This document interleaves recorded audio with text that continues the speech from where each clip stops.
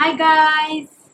So we are back with another video, and this I'm sure gonna be very interesting because I'm really sure that this lockdown has created a love for plants in everyone's heart. So for us also it did create a good place where we started loving plants, where we wanted to have our own plants, we wanted to take care of them. So for a good plant, we definitely need a good planter. And I am damn sure that the one that I'm gonna show you in this video is something really unique and so loving, so amazing that I'm sure you're gonna love this. If you haven't subscribed already, please go and subscribe to my channel and do not forget to press the bell icon to get notified first in every video. So without any further ado, let's get into the video.